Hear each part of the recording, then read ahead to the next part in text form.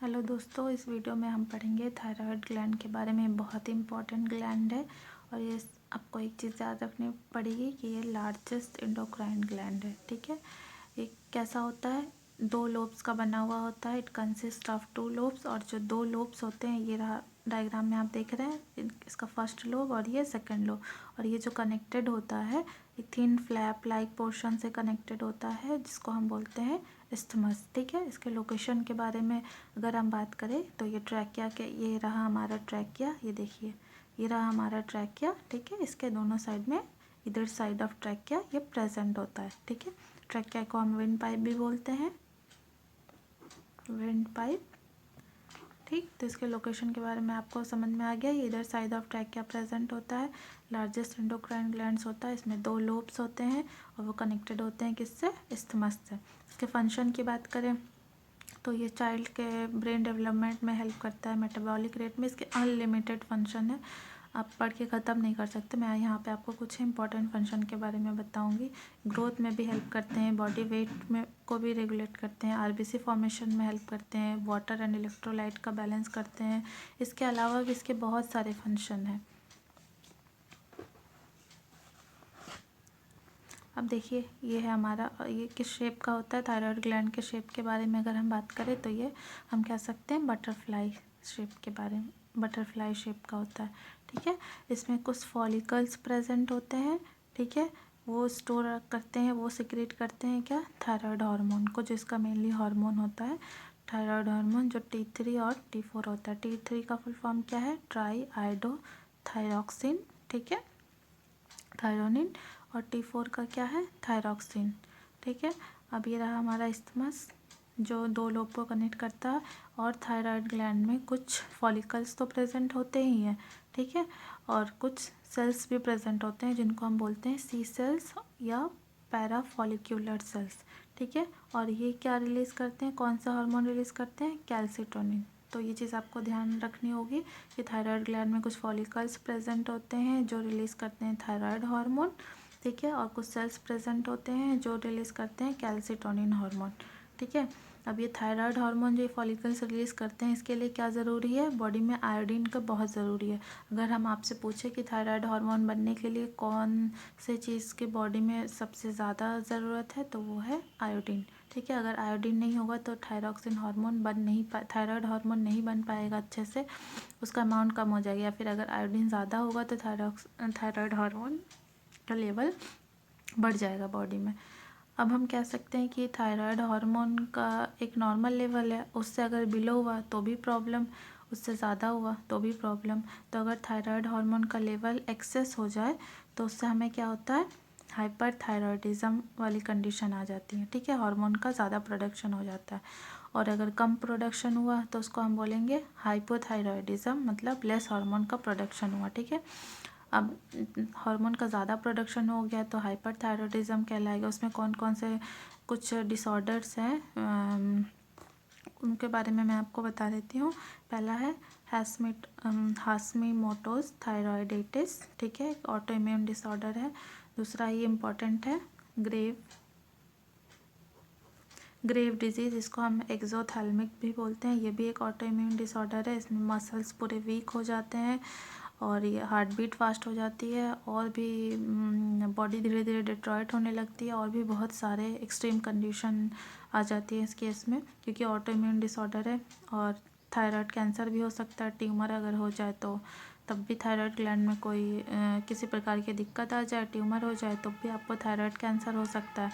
तो ये तीनों कंडीशन जो है वो हाइपरथायरॉयडिज्म, मतलब बॉडी में जब थायराइड का लेवल बढ़ जाता है तब ये तीनों कंडीशन आती हैं। अब हम बात करेंगे कि बॉडी में जब थायराइड का लेवल कम हो जाता है। ठीक है, एक होता है, हमने सिंपल नाम सुना होगा, गोइटर। ठीक है, गोइटर जिसमें नेक वाला पोर्शन एकदम सॉलिड हो जाता है, आपने देखा होगा साइंस के बुक में, हमने बचपन में पढ़ा था कि पढ़ा होगा सबने कि नेक वाला पोर्शन एकदम सॉलिड रहता है, उस डिजीज़ का नाम लिखना है, तो वो है गोइटर। और वो किस लिए होता है, आयोडीन की कमी की वजह से। इसमें क्या होता है, ये नेक वाला पोर्शन जो है वो स्वेल कर जाता है, मतलब थायराइड ग्लैंड इसमें स्वेल कर जाता है।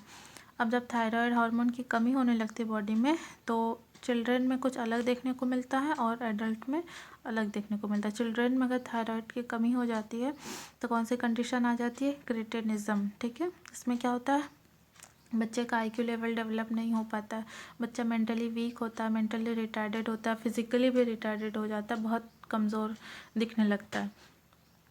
और अगर एडल्ट में बात करें तो अगर थायराइड हार्मोन की कमी आ जाए तो कौन सी कंडीशन दिखने लगता है, माइक्सोडीमा। यहाँ पे आपको क्लियर दिख नहीं रहा, मैं बता दे रही हूँ स्पेलिंग, MYXODEMA, और जिसको हम गर्ल्स डिजीज़ भी बोलते हैं। इसमें क्या होता है कि मेंस्ट्रुअल साइकिल जो है फीमेल्स में बेसिकली मेंस्ट्रुअल साइकिल में प्रॉब्लम होने लगता है, वेट गेन हो जाता है, मेटाबॉलिक रेट वीक हो जाता है, मेटाबॉलिज्म उसका वीक हो जाता है। तो ये सारी प्रॉब्लम्स डिसऑर्डर थायराइड हार्मोन की वजह से होते हैं। यहाँ के 3 डिसऑर्डर, ये हाइपरथायरॉयडिज्म मतलब थायराइड का लेवल जब बॉडी में बढ़ जाता है उसकी वजह से होता है, और ये जब बॉडी में थायराइड का लेवल कम हो जाता है तो बच्चों में क्रिटिनिज्म होता है और एडल्ट में माइक्सोडीमा। ठीक है, और ये गॉइटर, ये सिंपल गॉइटर है, आयोडीन की कमी से होता है, इसमें थायराइड ग्लैंड स्वेल कर जाता है। अब हमने बताया कि थायराइड ग्लैंड में कुछ सेल्स प्रेजेंट होते हैं और कुछ फॉलिकल्स होते हैं। ठीक है, फॉलिकल्स तो थायराइड हार्मोन रिलीज़ करते हैं, वो हमने पढ़ लिया। जो सेल्स होते हैं उनको क्या बोलते थे हम, पैरा फॉलिक्यूलर सेल्स या सी सेल्स। वो कौन सा हार्मोन रिलीज़ करते हैं, हमने पढ़ा था कैल्सिटोनिन, इसको हम थायरोकैल्सिटोनिन भी बोलते हैं। ठीक है, ये नाम आप याद कर लीजिएगा, कहीं कहीं आपको थायरोकैल्सिटोनिन मिलेगा तो आप कंफ्यूज हो जाएंगे, कैल्सिटोनिन या थायरोकैल्सिटोनिन क्या है, एक चीज़ है या डिफरेंट चीज़ है, तो आपको याद रखना पड़ेगा कैल्सिटोनिन ही थायरोकैल्सिटोनिन है। ठीक है, अब इसका फंक्शन क्या है, 3 जगह बॉडी में 3 अलग अलग प्लेस पे इसके और भी फंक्शन है, मेन जो है ये 3 फंक्शन है मैं बताती हूँ। ये बोन्स में क्या करता है, बोन्स में जाके ये, पहले तो आप इसका नेचर देख लीजिए, हाइपोकैल्सेमिक इन नेचर। हाइपोकैल्सेमिक मतलब ये कैल्शियम का लेवल डिक्रीज़ करता है।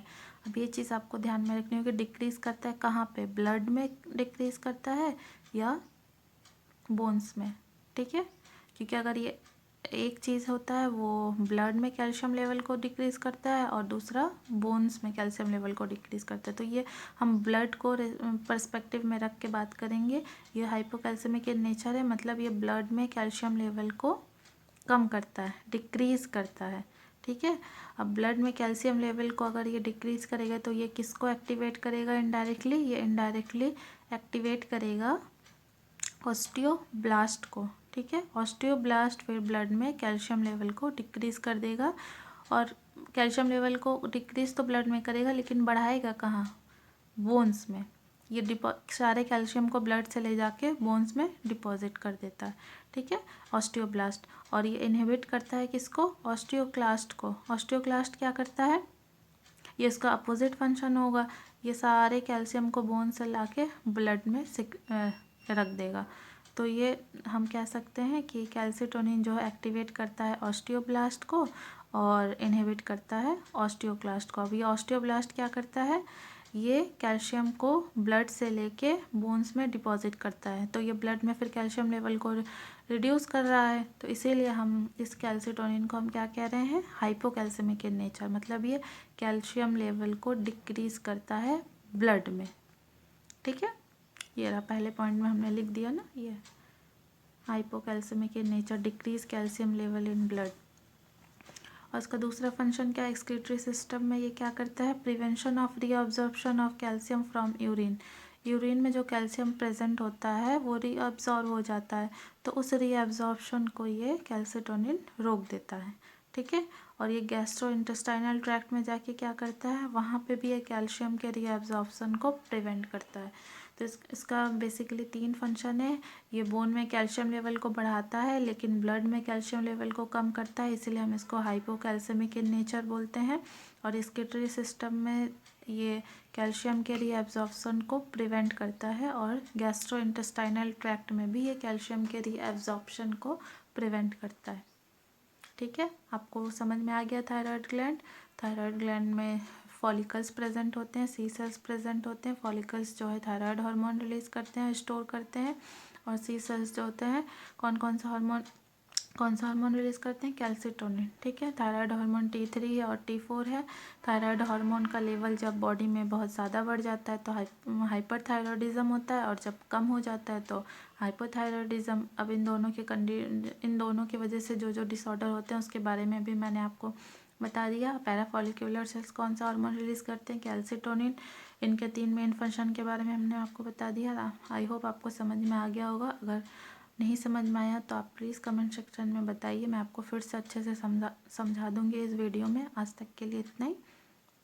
आने वाले नेक्स्ट वीडियो में मैं आपको और एक इम्पॉर्टेंट ग्लैंड के बारे में बताऊँगी। वीडियो पसंद आए तो लाइक ज़रूर कर देना। Thank you so much.